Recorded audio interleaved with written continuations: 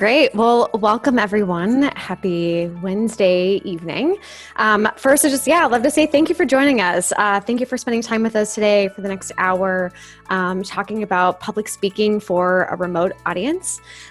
Big thank you to the Technology Association of Georgia for partnering with us on this event, and all of our amazing panelists, which we'll get to shortly.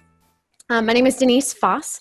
I'm the General Assembly Atlanta Regional Director. If you're not familiar with us, we are a global education company that works to reskill and upskill both consumer and corporate talent in business, technology, design, and data. And before we kick things off, I'd like to acknowledge something very serious. I'd like to acknowledge the pain, the frustration, and the suffering that is happening in our country. At General Assembly, it's really important to us that we continue to offer an inclusive and a safe space for all to learn and grow, and Black Lives Matter. We stand in solidarity with Black and Brown people, and we will continue to provide physically and emotionally safe spaces for our entire GA community. During today's session, we hope you meet a connection, maybe learn something new, or simply just find solace over the next hour. The purpose of this event is to inspire us to grow, even during this dark time. So thank you again for joining us. A few reminders and just little tidbits before we get started. There is a chat feature, and I'd love, while I'm going through some of the technical pieces, that if everyone wants to throw in there just one phrase or a quick sentence about something they'd like to get out of this evening's event. And then there will also be a Q&A function. You can use that throughout the event, and we will be sure to save some time towards the end to get through as many of those questions as we can. For any that we don't, we'll try to include those in our follow-up correspondence. I also want to let everybody know that this is being recorded and will be available on the Technology Association of Georgia's website, so you can see that there. Additionally, everyone will be off mute and off video aside from myself and the panelists. So know that we cannot see you, but we feel you and know that you are there. And then I also want to acknowledge very fast that we do recognize there was a change in panelist. So we apologize if you were coming in thinking that you might hear from different people, but I'm very confident that this set of panelists will be very exciting. They all have some very robust and really just interesting backgrounds, and I'll let them highlight those themselves. So to get started, we have Darrah, Rennie, Mia, and Maria, and I will pass it to Darrah first to just give a quick highlight, kind of just the favorite thing about who they are, what they do, and just one thing that they did to prepare for tonight's event. Wow, one thing. Okay. Favorite thing about what I do is I've been an entrepreneur for the last 11 years, and I had a deep gut instinct about 2 years ago that was telling me that there was a new incarnation of my career coming, and that has parlayed into helping people design their lives and define success for themselves, build businesses and careers to fund that, and the networks to support it. And I've done that in tandem with incredible leaders like Deepak Chopra, Adam Grant, Shaq, like the list goes on. And I'm really happy about that because it teaches me a lot of what I think will undergird what I talk about today, which is how important it is to be connected to your own intuition so you can show up authentically in any space. And how I prepared for today. One was just researching who was on the panel, understanding something about the organizations, and then just centering myself. Great, thank you so much. Mia, do you want to go? Absolutely. So I've been an entrepreneur since 2013, and midway through that, I started out at General Assembly actually in 2015 and went through the entire digital marketing certification program. And now I own an agency. It's called Creatif, and we specialize in digital marketing strategy and deliverables. And I'm also a professional speaker. So I prepared for tonight by taking a look at a lot of the materials that I utilize for speaking engagements and webinars, and really coming out with the best key takeaways that I can share with your audience tonight. Shameless plug. I love that you took our program and then it moved you in a different direction. Yeah. Rennie, I'll go ahead and pass it to you now. All right. I'm so glad to be on this evening. So for me, my background is actually in sports. I've played professional football, starting with University of Georgia, so go Dogs. For those of you all who are on here from University of Georgia, was able to live my dream of going on to play with the Tennessee Titans, the Buccaneers up in Canada as well.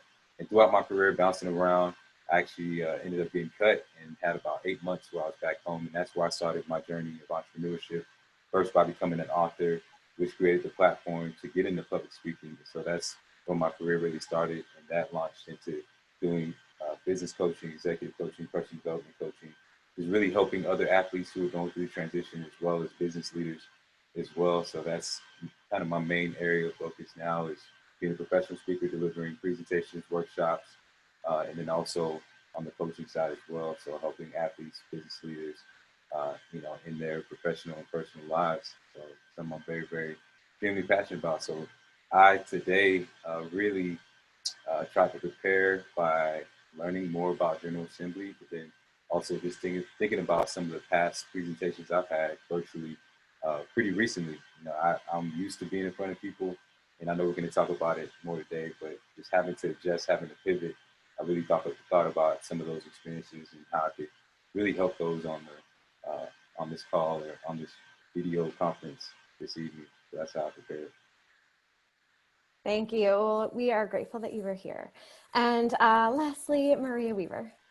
I confess I would call myself an educator through and through. I started my career as a special education teacher in New York City, moving to becoming an adjunct professor at Hunter College in their special education graduate department, and somehow ended up in Georgia because I met someone and I moved out of New York City, and then that's actually how I found General Assembly. So I started off as the instructor manager, so I coached experts how to teach, and then I am now the education content manager at General Assembly to help organize our curriculum. I kind of cheated for preparing for today because I actually built the how to teach online training for GA last year, and I recently led a couple trainings for GA workshops of how to pivot to remote. So I actually went back to my old decks to see, what did I actually say before about this? And I'm just really excited to chat with everyone here. And I'm a huge advocate for online learning. The ability for it to bring equity to education is just absolutely phenomenal. So if anyone ever has questions about online learning, I'm your gal. And that's it. Awesome. Well, again, excited that all of you are here. There was a common thread that I heard throughout this, which was research, right? So everyone, that was like the first thing that they did was who am I talking about, of course, but also who is on the panel, what is the organization or organizations that are here participating.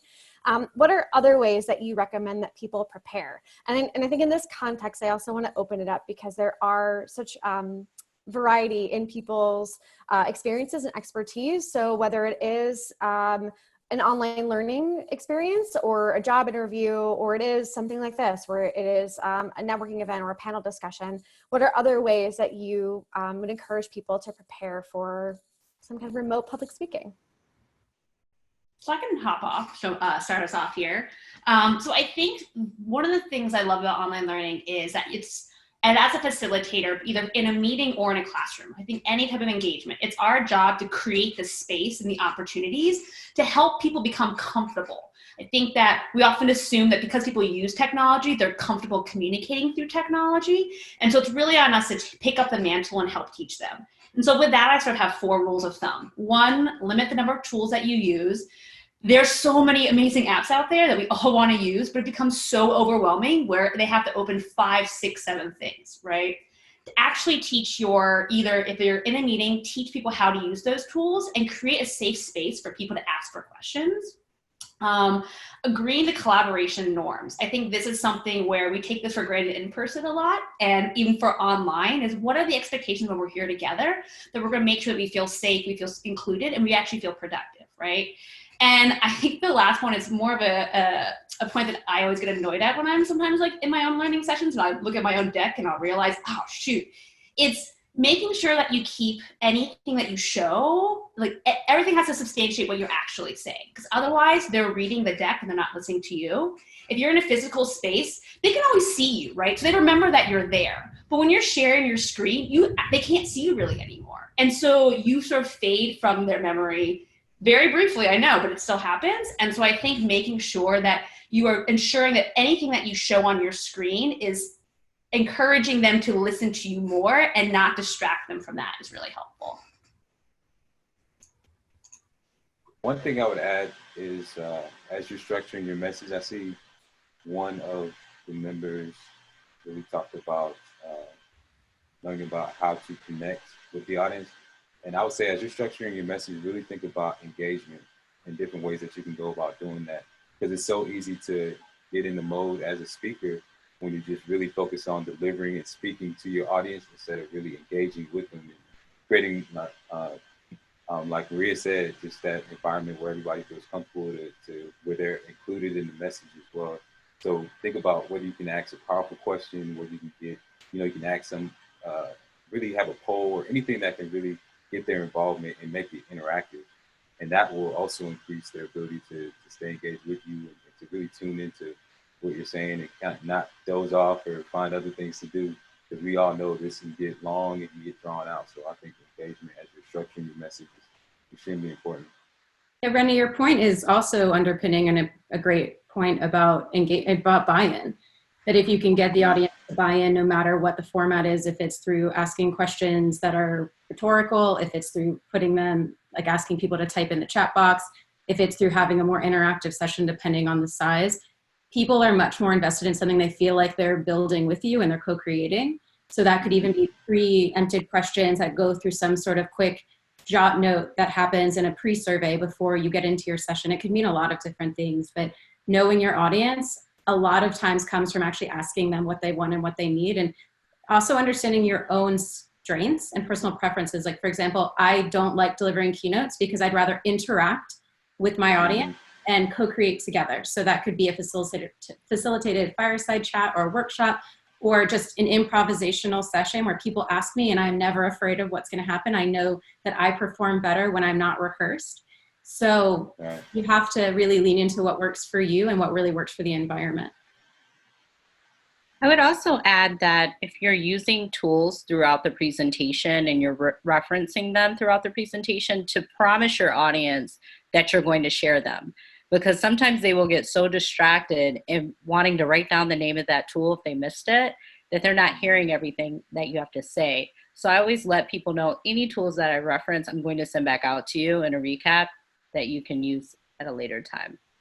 That's a really good point. One of the things I often do when I have like a group coaching program, for example, when we do live teaching sessions, and I'll always have my assistant in the chat box, sending links, referencing the things, spelling things properly, and then she'll take the curation of those things so we can follow up in that email. Such a good point, Mia. Thank you. So next time I need an assistant. No, I'm just joking. I wanted to piggyback. There are like two parts of this that I want to dig into a little bit more, but Darrah, I'm going to start with what you said, which is that you have to do what works for you. And I think, there are often these things that we hear, you're an introvert, you're an extrovert, you're somewhere in the middle. And whether you believe in those or not, there are different characteristics, right, that we all feel and exhibit in a social environment. So what are ways that people can kind of reflect back on to find out what works for them? What are the questions that they should ask themselves? What should they explore?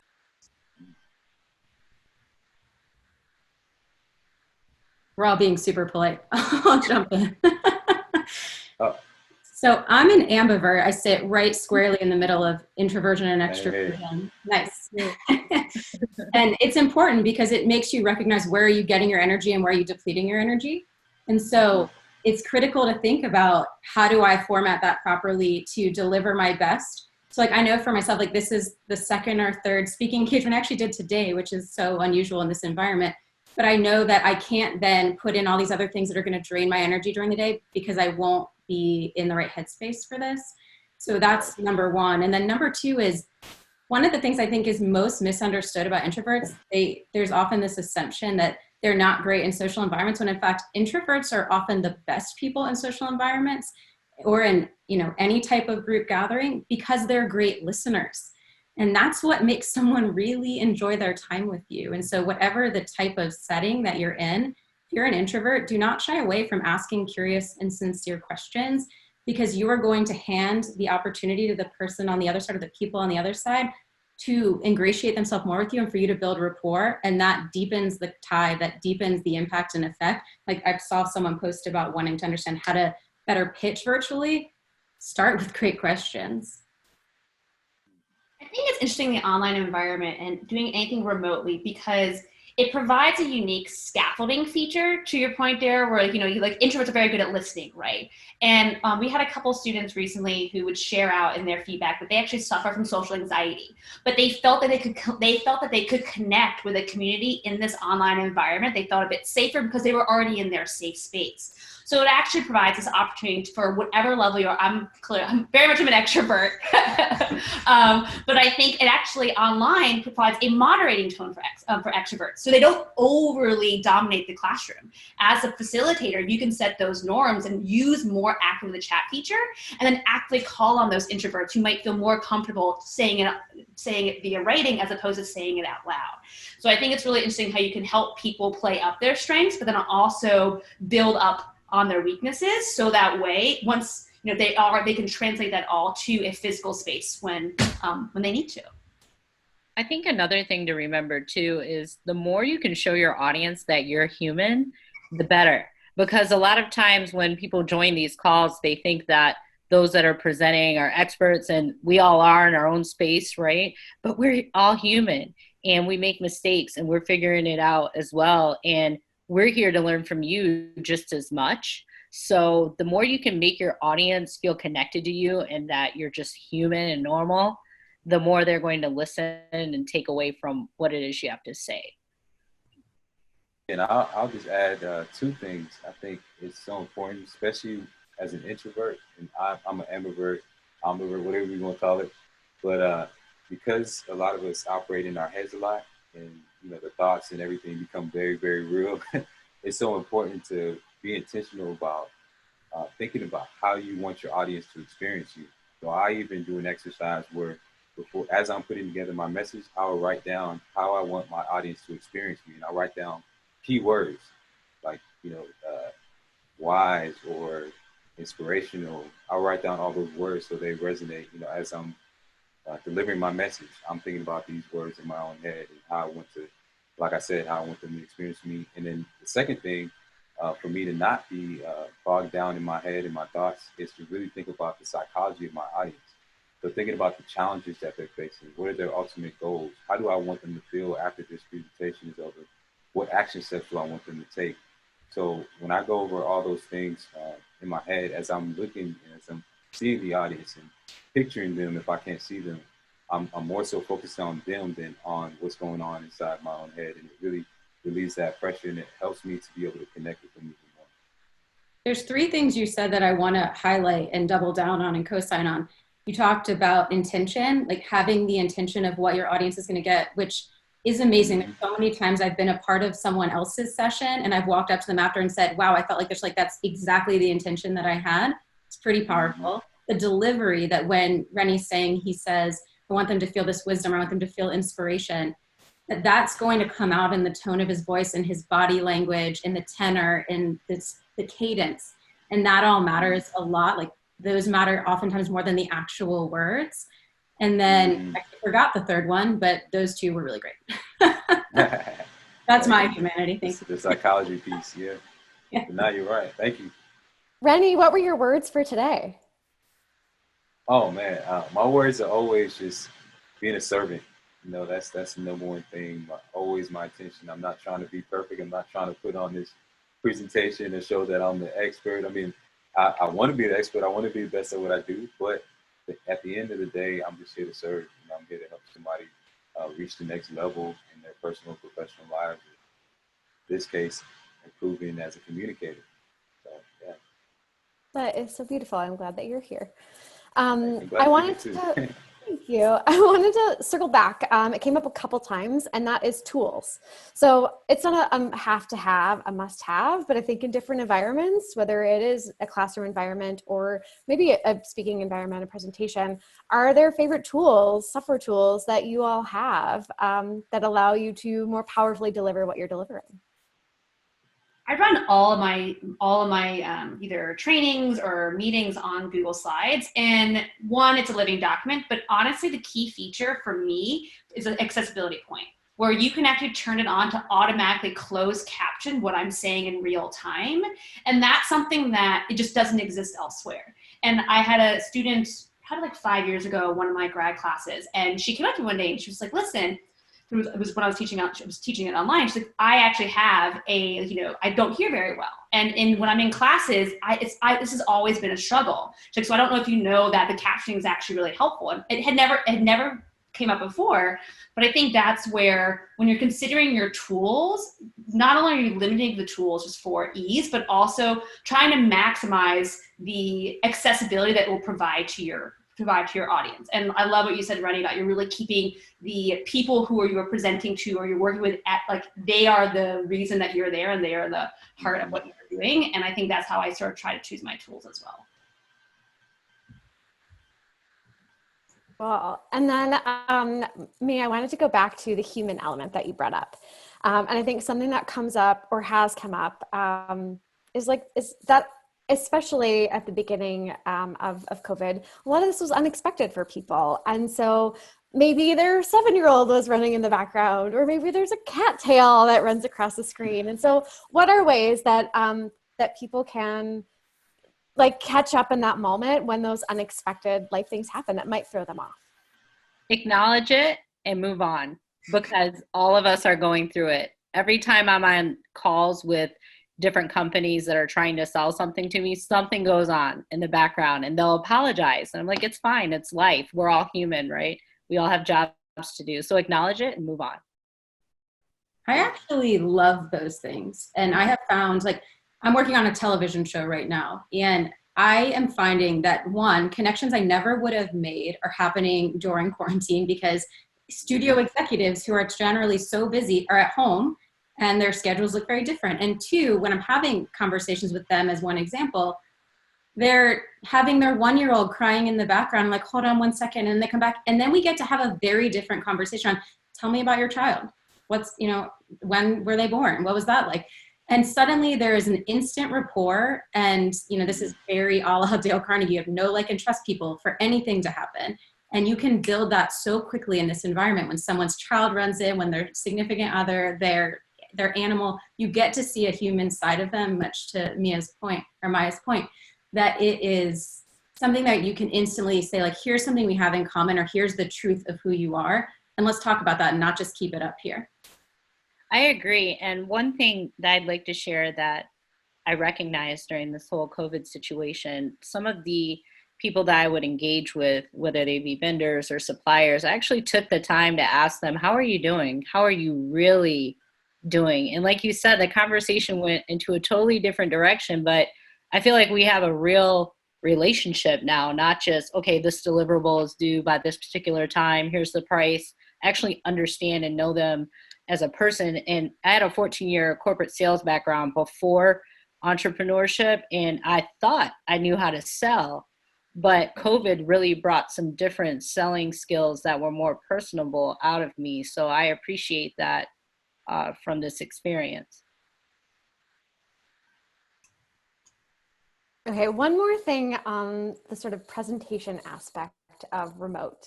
And I'd love to hear just kind of some just ideas that you all may have, or unique ideas of how individuals can actually really make an impression.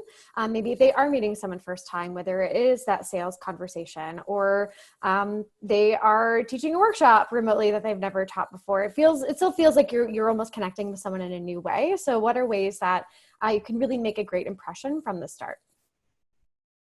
Smile. Always yes.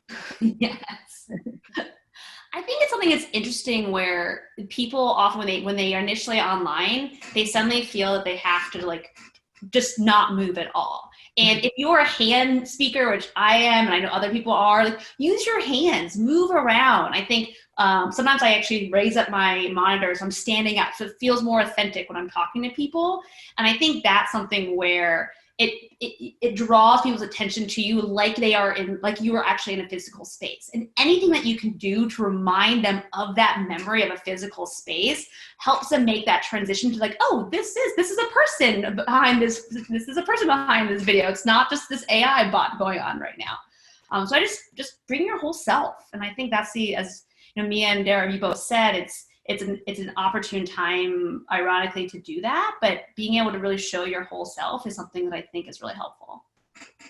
There are studies that really underpin what you're saying, Maria, that body language matters. And when you only can show chest up, it really matters that you're still signaling with your head and in agreement, or like Mia said, that you're smiling and that you're gesticulating and using your hands, because the studies say when you can't see someone's hands, you instinctively don't trust them. So use them. I've been holding my hands under my legs because I'm so handy. Trust me. I'm literally like sitting on them, so I'm gonna keep using my hands. Well, but I think that's a great point. So maybe the hands doesn't work for you if that's the way that you have to contain your energy. So knowing that it may be different for everyone, and knowing that we don't get to perceive body language exactly the same way. What are other ways, I guess, that we can make up for this? And or how do you check for that understanding or that connection? I will argue one point is that no one stares at their lap for 5 minutes just randomly, right? And so they're clearly doing something else. And so I think then it's, and Darrah mentioned, so did Rennie, you did earlier, but those questions, and asking them questions to keep them engaged. You have to compete against BuzzFeed, you compete against all these other things that I can't tell that you're not doing something else, right? And eye tracking software is still very nascent. And so as much as you can ask them questions to keep them engaged in the chat or otherwise, I think that's one way you're able to sort of keep really that momentum going. I have a guide if anyone wants it. It's free on my website. It's called the 55 Best Questions to Ask to Break the Ice and Really Get to Know Someone. It's been downloaded close to 2 million times because this matters so much. And it's broken into mild, medium, and hot questions, so that if you're just kind of tiptoeing into getting to know someone or getting to know an audience, you could start with some of those types. Or if you're more like me and you're just like ready to dive straight into the deep end because you don't like small talk, calling myself out, they're really, really helpful, and they can be changed up based on the environment. But it is so critical to be curious about the people that you're engaging with. What are some of these hot questions? Oh gosh, you're putting me on the spot. It's been a minute since I've looked at them. I think one of them is something like, what's a dream you say you have, but you actually know you never will do? Oh, wow. Yeah. One thing I would add to what Darrah said, just in terms of building that connection, is doing your research. I know we talked about it before, but the more that audience or that organization or that CEO feels like you know them and you know about their competitors, you know the things that they've accomplished, you know about some of the challenges they face, it really makes that great first impression, and it really builds that rapport automatically to where they can open up and all those things. So that's something that's really, really helped me with all the clients that I've been able to reach. It shows a thoughtfulness too, right? And I think that's something where you're like, oh, I didn't know that you knew that. And it immediately feels this like point of, I trust you more because you took the time to learn a little bit about me on your own. I'm not having to come to you and tell you everything. And it sort of slowly starts cracking that armor to be like, no, let's have a conversation. Yeah. I hope our audience is taking notes. I am learning a lot right now, things I did not do before this panel discussion. So thank you all. So I want to ask, and Maria, I actually wrote this question with you in mind because I know that you're very passionate about just communication and not just coming up with a great idea, but how do you communicate it in a way that it doesn't just land, but it really sticks, that it really stays with people. And again, it could be in this context, it could be that brand pitch, it could be your elevator pitch, it could be in a classroom. So I'd love to hear just your thoughts on ways that you think of that and how you've kind of applied it to this online environment. Absolutely. I think my biggest thing that I learned early on in my just sort of training career is that people are there for their learning goals, right? And if what you are saying does not pertain to their learning goal or their goal for being there, they will tune you out. So I think it's so important to start everything with, and what you did, Denise, is like, what do you want to learn from here? Why are you here? And don't just do it in the beginning. Pepper it through each of your different segments and then call people by name. Oh, Denise, you said that you get really frustrated when people aren't paying attention. Well, these are some ways you can address that, right? And I think your ears will perk up because I just said your name, right? And then other people's ears will perk up like, oh, I kind of want to hear this. This sounds interesting. And I think the more that you can ask your audience, ask the people in front of you, what do you want to learn? What do you already know about this? And then incorporate that into your lecture, into your speech, whatever that you're doing. You just get, I like to think of it as knitting, right? I'm slowly knitting more rows, and I'm just making it long. I'm attaching you more to me as much as possible. And then by the end of the session, you will feel much more of a personal connection to anything that we covered that day. Another thing with that is, we all know everyone is a different learning type that is predominant. So I think the more that you can intersperse the different styles and mechanisms that help other people to engage and learn, whether it's written word, auditory, physical, like doing something kinesthetic, and then understanding that some people are more data and logic driven, whereas other people are a little, it's like the N and the S on the Myers-Briggs spectrum. Are they a little more intuitive, a little more sensor oriented? How do you make sure you have enough of those elements in so that everyone can get a piece that works for them? Because you could say the same thing one way, but then when you have someone actually do an exercise with their neighbor or write something down, it might land and stick differently. I really like the idea of application or giving some type of homework afterwards, because to your point, if they're able to try it out on their friends or neighbors, it brings it to life because they can relate to it at that point. So maybe the next time you revisit the conversation, they're able to add more insight and perspective and be more bought into it because they have the experience and exposure to relate to it. Yeah, Darrah stole mine. I was definitely going to say that, just being mindful of the fact that we all learn differently. I'm a big picture guy. I'm visual. And so I love implementing pictures. I love using props. I love implementing some statistics in there, some powerful statistics that are relevant, that just make them go, make them get that head nod going, anything like that. I forget the exact statistics, but it talks about just how much information we actually retain, depending on if we, just only talk, or if we add a picture in there, or if we have to do an activity. It all leads to a different level of retention. So just being mindful of that. Has there been anything that's been really surprising for this group?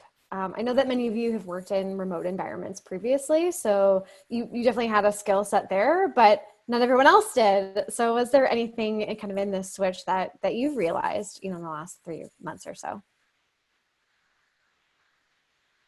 I know, curveball, that wasn't on the list.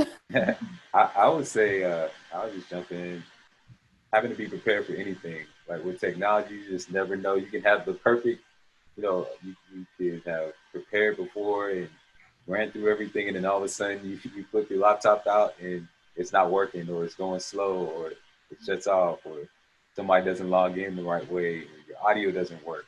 So just learning how to relax in those moments and not panic, just stay cool and know that everything's going to work out. And like Mia said, that you're human, that things like this happen. It's crucial. And that's something that I've had to learn. It's been interesting because I think that I didn't realize how hungry people would be for just interactions with people, because now everyone is at home and we took for granted these incidental interactions. And just to all of a sudden, everyone's like, do you want to Zoom now? Do you want to Zoom now? Like, let's talk. And I'm like, I haven't talked to you in like 3 weeks. Like, why do you want to talk to me right now? And I think just, it's been interesting to see how much people want to try to make online feel the same way as in person. And I've just seen so much innovation come about of making that happen. Asking those icebreaker questions more often, right? Asking about people's families, doing all the things that they would do in person. But I've been having remote meetings for a long time, and no one did that. And so I really actually hope that this is a good turning point where people will start to see the humanity in technology and not see it as a sort of cold place. And you can still ask me how I am if we're in person or online. And cut down the commute. Exactly. Exactly. I would love that. We have a beautiful physical campus, but yes, a little lighter commute would be great. What did I want to ask? There was one more question. Oh my gosh, I just completely blanked on it.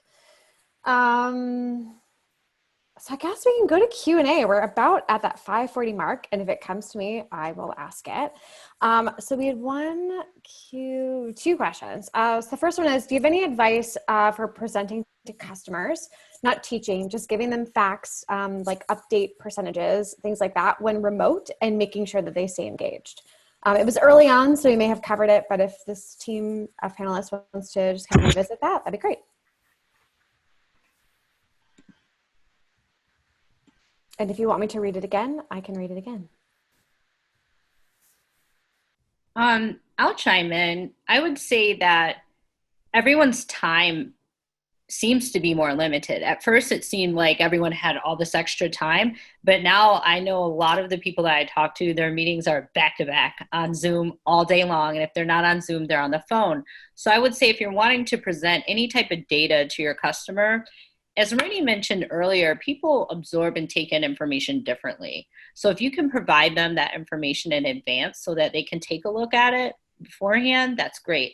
Then pull out some key takeaways that you want to highlight those through the conversation, and then ask questions around what they perceive the data says. But ultimately, you want reciprocity to be there. So you want to acknowledge their time, and you have to give them something that's showing them what you're doing for them. So why are these percentages or numbers important? How are they creating transformation? How are they driving change? You want to highlight that when you're sharing the information so that the time they spend with you is valuable. Great. And then the next one is that this is from Tiffany, and she says that I find it hard to present on Zoom because I can't see people's reactions, which I definitely relate to. And you can't gauge the energy of the room. How do you work around that? There's a workaround for that. If you're using Zoom and you turn on the dual monitor setting, you have two screens pop up. And so what I always do is I make my deck screen really small because I know what's on my deck, and I make the gallery view of everyone. So I then pay attention to their faces as I'm talking, just like I would be doing in a physical classroom, at a physical session, as opposed to I wouldn't stare at a whiteboard behind me if I was like talking to people. And I think we make our deck we make our deck the main thing that we're looking at, versus we should making the people the main thing we're looking at. There's also technology platforms that have done workarounds for this, where like Run the World is the one that comes to mind, where it allows the audience to be hitting certain emojis on the screen to say mind blown, love it, confused. So you can actually in real time know, like you would be scanning an audience, what their feeling is. I like that. I'll add, if you're not able to have those different tools, like if you can't see them at all, if you can't see the emojis, I recently had an engagement where I couldn't see. I was at a online learning place, so they were handling everything. Like I could hear their voice every once in a while. But two things I would say that really helped me in those moments is, number one, as you're preparing, standing in front of a mirror and going through that presentation, seeing yourself, right? Because I, as an athlete, I believe in muscle memory, and just doing it over until it becomes second nature. So seeing what your smile looks like, how you move, what your body language looks like as you're watching yourself in that mirror, it becomes muscle memory, so that when you are in front of that camera, you revert to those things, you revert to what you practice. And the second thing that I said before is really focusing on your intention, because it really doesn't matter if you can see them or not, your intention is going to come through. If you're trying to be perfect, or if you're trying to really help them and serve them and be inspirational and change their situation, that's going to come through that screen. So those are two things that I would say to focus on. It also comes back to what we were talking about earlier about engaging people through questions, and you can do that in the chat box or audibly, and just saying in certain moments where you just need to reconvene everyone, make sure people are still paying attention. Ask a question, say like, type in the chat box, yes, no, I'm in, like whatever is relevant. And that keeps people engaged and helps you understand what's going on to some degree. Okay, so, No, I was gonna say, I'm doing the mirror one. That's also. Yeah. Good point. All right. So speaking of, attendees, if you have other questions, please throw them in the chat. We are at the mark where we were about going to do our Q&A. I know that we started a little early. I have a couple more that I can throw in there, but I want to make sure that you as the attendees get everything that you are looking for and we're hoping for out of this. It looks like we did get another, which is, what's your favorite remote setup. For example, webcam, whether you're using a specific camera or a smartphone or other device, an integrated microphone or a separate mic, multiple screens, etc. So more around the tools and the technology. I always just use my Mac, and most of the time I'm using these, but I'm home alone, so I don't have to today. But I keep it pretty simple with that. Yeah, I found for me, it depends on the way that the information is going to be disseminated. So if it's just audio, then I'm going to put on professional headphones and link up my mic from my Mac. And that way the audio is super clear and there's nothing distracting. Whereas when it's video, you have both audio and visual if someone has the ability to do both seeing and hearing. And then I find that just speaking, like Mia saying, to the computer is plenty fine. I also use a ring light, which you just buy on Amazon. And that's really helpful because if you're not well lit, if you're not in a space that people can see you well, it's just one more challenge that you are creating unnecessary friction. I agree. I definitely have invested in some lighting because I don't know if I can tell I'm a little on the chocolatey side, so I need that light. And then I did get some wireless earphones. Shout out to Darrah and everything. So got invested in those, and those really help. And then I have some of those too. Nice. Copycat, I say. And then I also have a Logitech webcam as well as 1080p. Really gives that clear frame and everything. So yeah, those are some of the things I invested in. I have the same webcam and I love it. All right. What are other ways that you reduce either distractions for yourself so that you can be present in an online setting?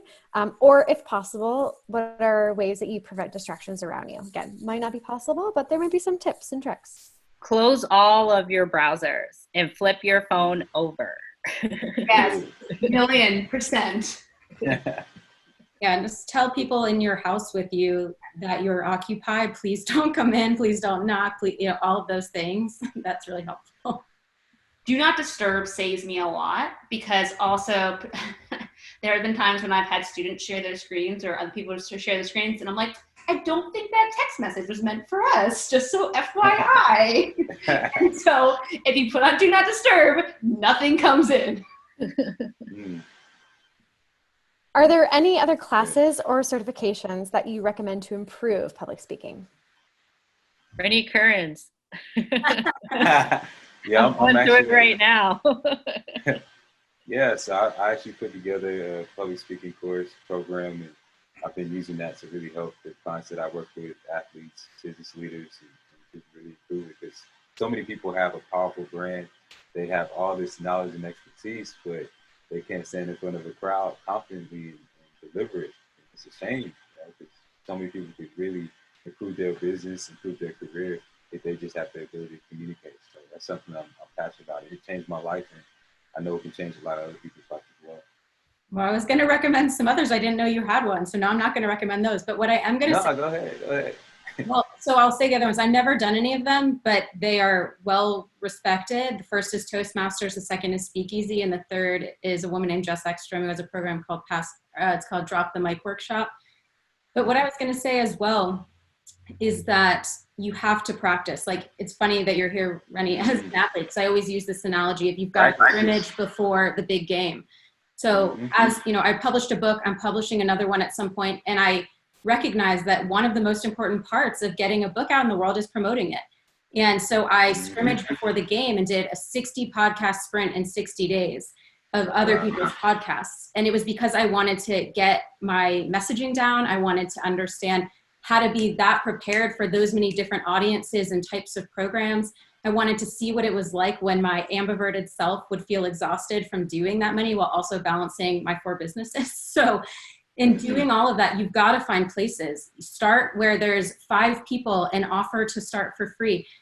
Invite a group of friends over and start speaking. Like, get in front of a video by yourself and record yourself on Zoom, just face to camera and watch it back like a game tape.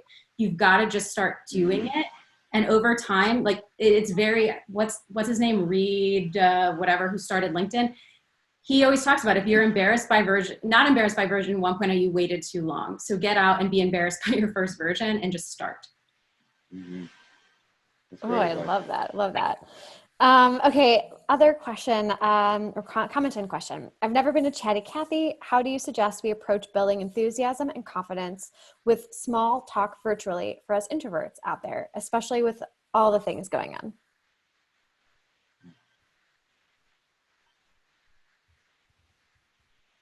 If you're not a Chatty Cathy, I would say ask questions. Let them do the talking because they'll be more engaged if they're talking. So if you can think of powerful questions to ask, you can let your audience lead in that aspect.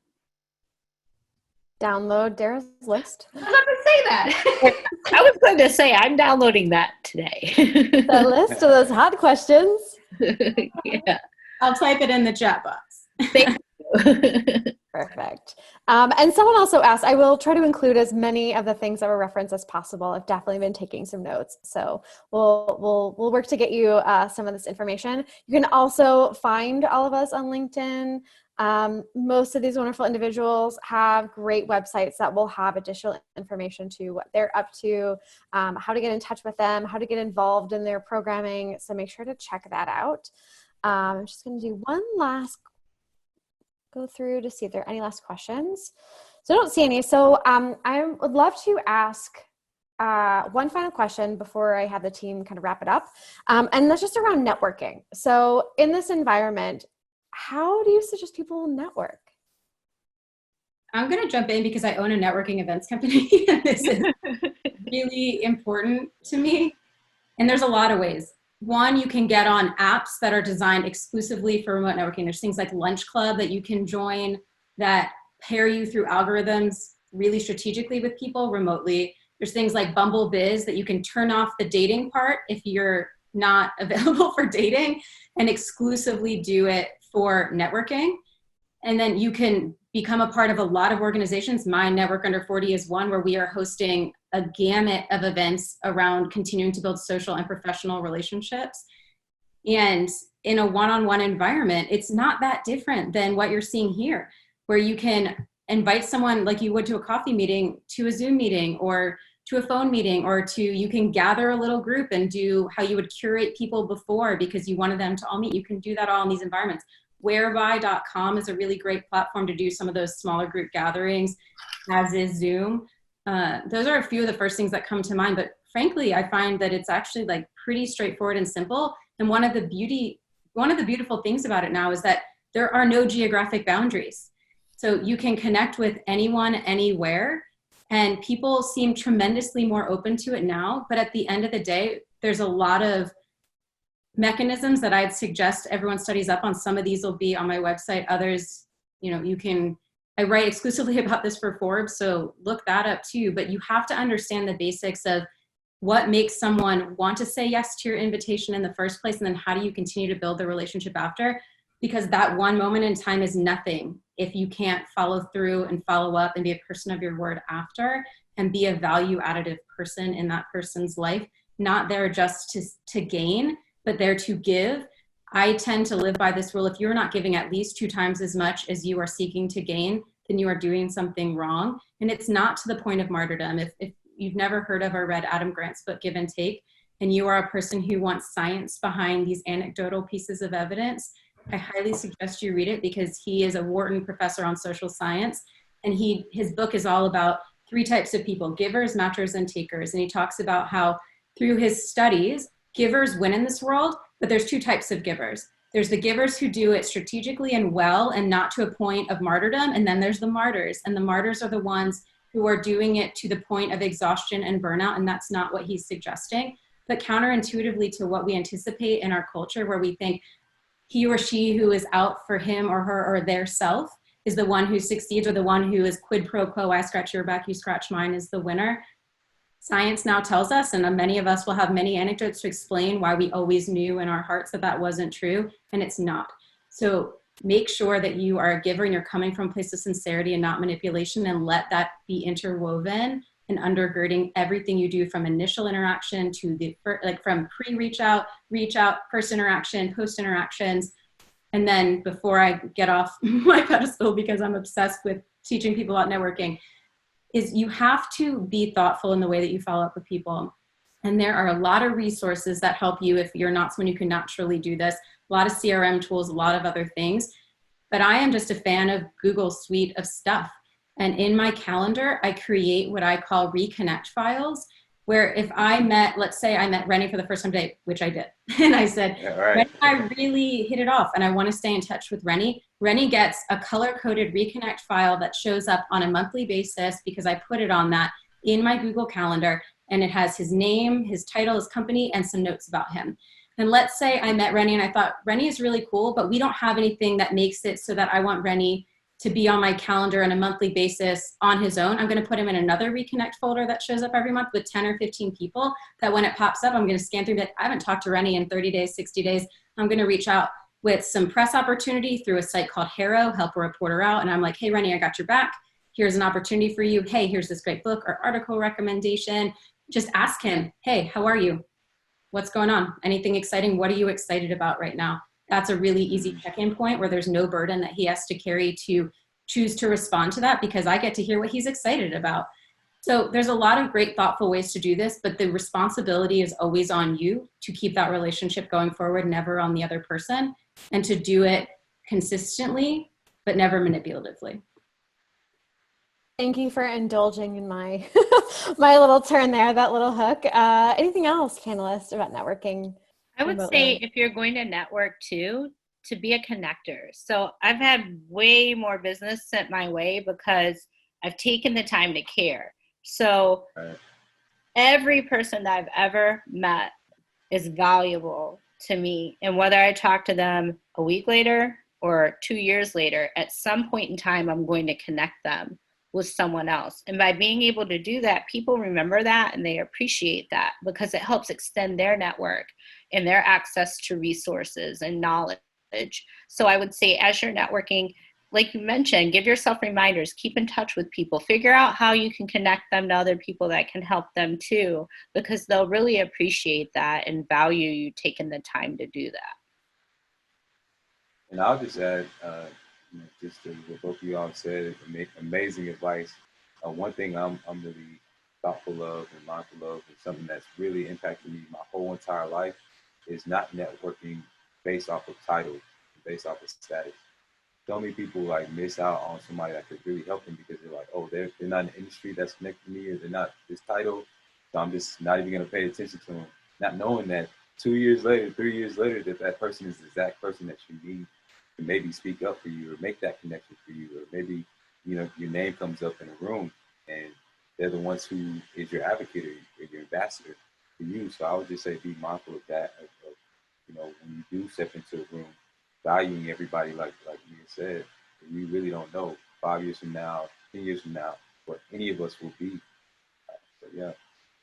I have a really tangible way to exercise everything that has just been shared. We call it the Give It Forward Challenge. And I suggest and I invite all of you to do it for 30 days. And if you want more info, you can just go to giveitforward.co. It's not a business, it's just a social movement. And the premise of it is this, that for a 30-day period or however short or long you choose to opt in, you agree with yourself and no one else that you are going to give it forward to one person a day with no strings attached. So I would call Denise and say, hey, Denise, I'm committed to giving it forward to one person a day, or you don't even have to say that. And you're that person today. What's something in your life that you need help with? What's something you're working on? What's a challenge you're facing? What's a connection you've been dying to get? I want to caveat this with one, there's no strings attached. I'm going to ask for nothing in return nor accept anything in return. And I'm not a magical fairy and I can't promise to deliver, but I can promise to try. And I can't tell you how much this not only has helped me strengthen my network, it's helped me do exactly what Mia said, which is touch base back with people in my network, create mutual value additive introductions that allow me then to continue to water and nurture the network that I have and build my rapport with all of them. It brings me so much joy. Like that's one of the biggest benefits of being a giver is there's not, that's the least selfless piece of it, is that you become super joyful by doing it. And it reminds you of how much you have at your disposal, especially when you become to question. Because I hear this from people a lot. Well, I'm in a career transition, or I'm early in my career. You know, I don't have anything to give. you're going to learn really fast that sometimes a listening ear is a lot. Oftentimes you have connections that are valuable. You have resources and skills that come so naturally to you that you take them for granted and other people really, really would appreciate and benefit from. And when you just put yourself in that position, it teaches you a lot about giving, but it also teaches you a lot about receiving, because there will come a day, I call this the karmic retribution of giving, where it will come back to you some way, somehow. It's just how the world works. And you, Juan, will learn about how to be prepared to have an ask at the ready when someone's ready to help you, which also comes to a lot of mental mindset work around being willing to receive, being willing to ask for help, and to take it and let it be what it is. Well, I feel like I won the jackpot of panelists. So generous, so knowledgeable. So thank you all. We have 3 minutes left, and I would just love for each of you just to give a quick sentence or a couple sentences of just your favorite suggestion or tips, tricks for speaking in a remote environment, just to bring it back to our initial theme at the beginning. I'll go. Be authentic and be accessible.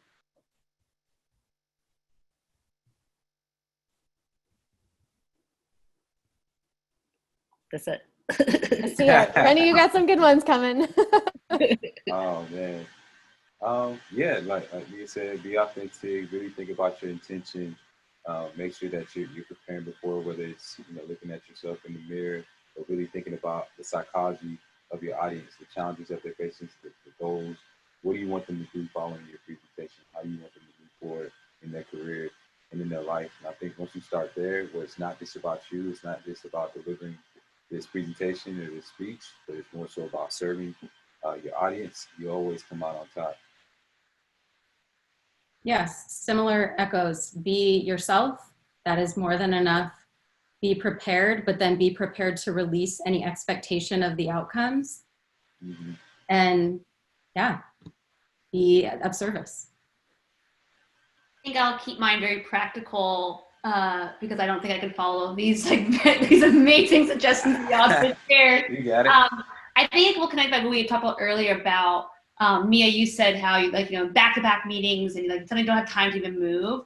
And when you can, if you can end something 5 minutes early, to allow someone to go get a drink of water, to stretch their legs, do it, because I think in a physical space, it's not as, you wouldn't sit someplace for 8 hours in meetings back to back, right? And online, we lose sight of, I need to move my legs at some point. And so when possible, be like, you know what, we have nothing more, let's finish up, and then give people an opportunity to breathe before their next meeting. Amazing. Again, thank you so much, attendees, for joining and listening to this amazing panel of individuals. Thank you, Maria, Darrah, Rennie, and Mia. This has been awesome. I hope that you all learned something. Again, we will follow up. I believe the email will come from TAG, but it will come from either TAG or General Assembly. We'll include things like information about the recording and some of the information and the websites and key points that came across this today. So we are just at 6 o'clock, perfect timing. Hope that everyone has the type of evening that they need, whether it is restful or energetic, whatever it is. But again, thank you all so very much. Thank you. Great job. Team. Thanks, panel. Yeah.